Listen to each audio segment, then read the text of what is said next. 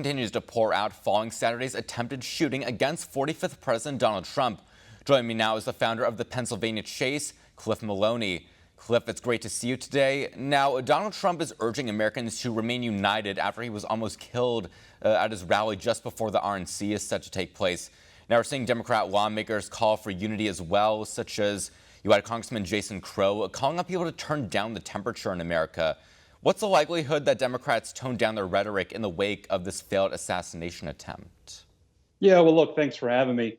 Obviously, hate to be here with this tragic news, but Democrats, better late than never. At least they're finally changing their tune. I mean, when you say to people that Donald Trump is a threat to democracy, and you say it over and over and over again, well, the dictionary tells you, what do you do with the threat? You eliminate it. And so when this happens, look, I'm not saying Democrats are to blame. This crazy, deranged lunatic is who should be blamed. But at the end of the day, when you create the motivation, when you sell the story, when you put together this package of lies to the American people, you have to be able to own it when at the end of the day, somebody takes action. So yes, I'm glad they're changing their tune.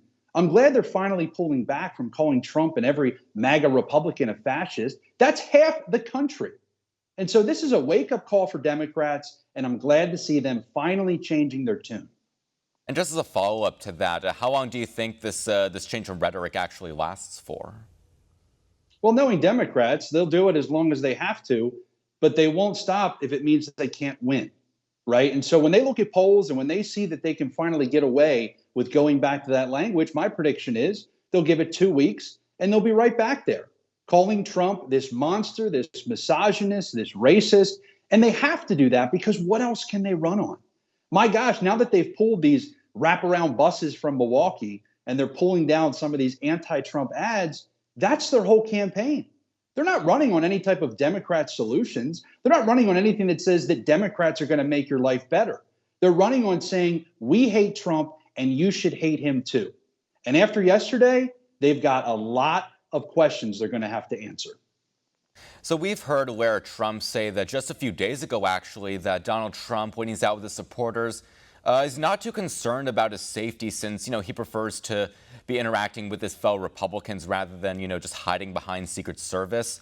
How do you think this affects Trump's public addresses going forward? Could we see him hold fewer rallies in the future? Could he limit his interactions with his fans? Will we see a change in his public behavior in the future? No, I think Donald Trump is a warrior, and I think he's going to continue to be a warrior. I think when you're the number one enemy of the deep state, I'd like to see us take a couple more precautions.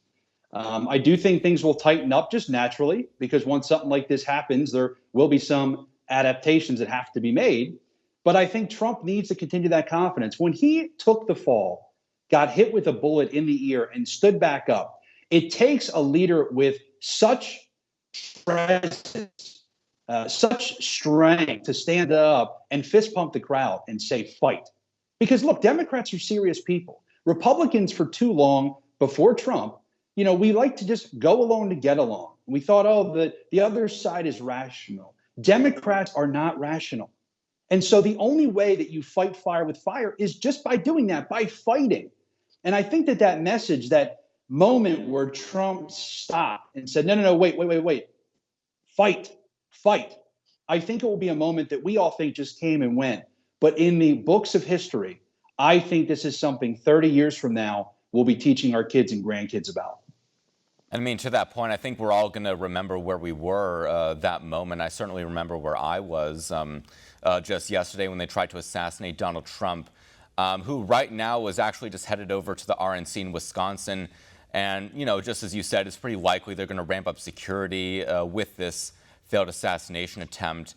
Are people likely going to be feeling down about the shooting at the RNC, or could we see Trump supporters even more energized following this horrifically tragic event? Well, I think a lot of us, it hasn't hit yet. I run the Pennsylvania Chase. We had 40 of our volunteers at the rally. One of them, Rico Elmore, he's going viral right now online because he jumped in to administer some CPR and try to help save the unfortunate victim. And I think that as it resonates with people and we really understand that we were an inch away from civil war in America, I mean, that's something I truly believe. We were an inch away from Donald Trump's life being taken right before our eyes.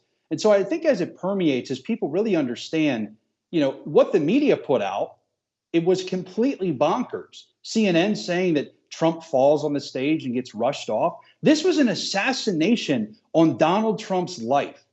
And a mere inch would have taken him out if the guy wouldn't have turned his head. So I do think that, yes, we're going to have to soak it in. We're going to have to understand it. We're going to have to get past the media bias of calling this a nothing burger.